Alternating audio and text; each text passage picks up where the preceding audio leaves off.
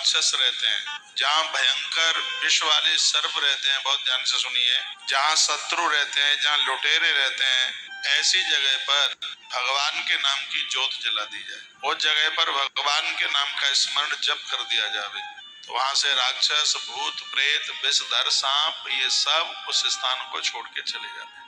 हमारे संतों का कितना बढ़िया अनुभव था। संध्या के समय में दिया जलाने की बात कही, जब सुबह जला दिया तो शाम को क्या जरूरत है?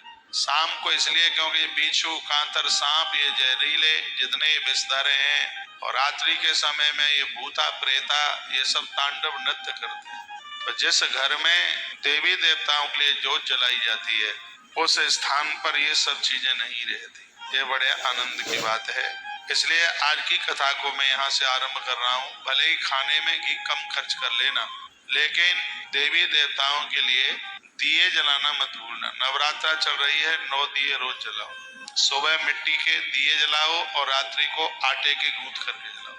अभी हम कथा करके आए हैं उधर गया जी में, आपने देखा होगा पितरों की आरती होती थी शाम, टोटली दिए आटे के होते, हजारों की संख्या में। शाम के समय अभी नवरात्रा में आप आटा गूंथ करके उसके दीपक दिए जलाइए, 9 दिए, और सुबह के समय में मिट्टी के दिए, अभी हम पूजा किए हैं तो वहाँ मिट्टी के दिए जलाए, माता जी के अभिषेक में पूरे 9 जलाए। ये नहीं है कि यहाँ से प्रवचन सिर्फ आपके ही लिए, इन सब चीजों को हम फॉलो करते हैं, इन सब चीजों को हम मानते हैं। नवरात्रा सिद्ध हो जाएगी।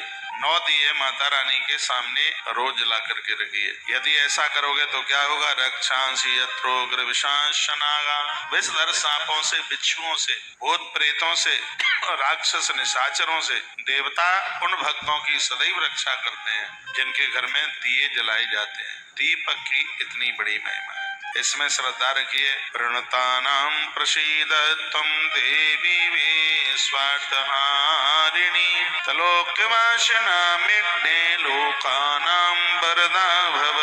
ये मैया संपूर्ण विश्व की पीड़ा हरती। शायद आपको पता है कि नहीं पता, ना पता हो तो मैं बता दूं, जिस समय अंग्रेजों के अंदर अपना देश गुलाम था, उनके कब्जे में था और स्वतंत्र होना बड़ा मुश्किल हो रहा था। मध्य प्रदेश की धरती है और एक जगह है दतिया, आपने नाम सुना होगा, माता पीताम्बरा की पीठ है। कभी उधर आप जाते हैं वृंदावन की तरफ, ग्वालियर की तरफ, तो रास्ते में झांसी को पार करते ही ये जगह पड़ती है। उस समय वहाँ के स्वामी जी थे, उन्होंने देश की आजादी के लिए, स्वतंत्रता के लिए एक बहुत बड़ा माँ पीताम्बरा देवी के चरणों में एक बहुत बड़ा यज्ञ किया।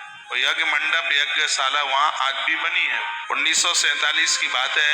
उधर यज्ञ की पूर्णाहुति हो रही थी और इधर अंग्रेज भारत स्वतंत्रता के लिए सिग्नेचर कर रहा था, उसने हस्ताक्षर किए।